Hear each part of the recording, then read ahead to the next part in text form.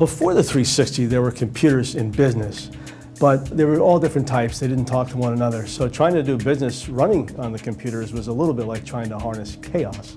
With the 360, that all changed. I'm Tom Watson, Jr. of the IBM Company, and I want to welcome you to Poughkeepsie.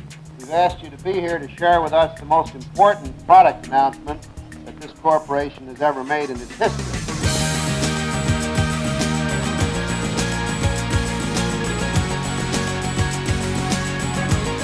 The experience of the last 2 decades has been studied and analyzed. Now we're making a fresh start, combining the lessons of the past with the new concepts and developments of the present. Not before today has anybody offered a single data processing system capable of answering virtually every need of any user in any industry.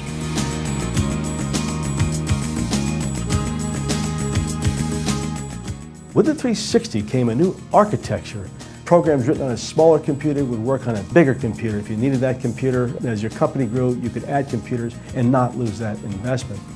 The division has, as you now know, developed solid logic technology that represents a substantial step forward in performance, cost, automated design, and testing. We found that with the introduction of the 360 that it was the first line of computers that had a real console on it. It was the first time where you had an opportunity to manage what was going on in the machine. We were able to process information exponentially faster.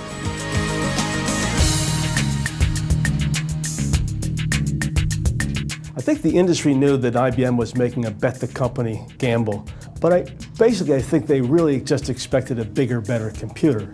No one expected a computer that would change the face of business. The first intention was to automate the billing system. It was very helpful in that time because we can collect the money faster than before.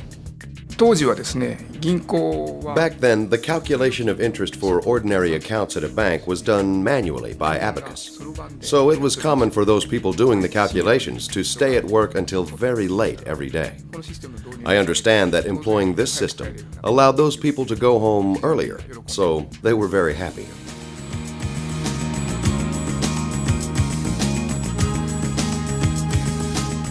You know, the 360 and the mainframe didn't just revolutionize the IT industry. With the 360, the modern software era was born. You didn't have packaged software before the 360. Computers enabled NASA to land a man on the moon in 1969. The modern financial services industry was built around the mainframe. And even today's airline reservation systems have antecedents going all the way back to the 1960s. We've done a lot of things based on 360 technology. Some of the programs we originally created back in '65 are still running today. The IBM mainframe system has been very helpful in supporting our banking business. The banking system has had to support rapidly increasing volumes of data for the past 30 years, as well as the customer's expectations of reliability. The role of mainframe systems has been substantial, so it has accomplished its goal, and we very much appreciate it.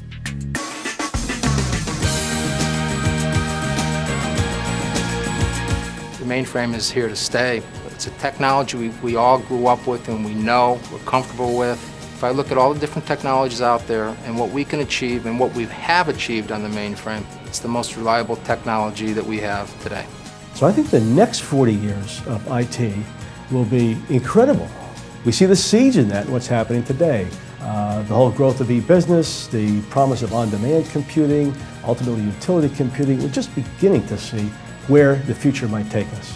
And of course, you know, what's going to be anchoring all that will be the mainframe.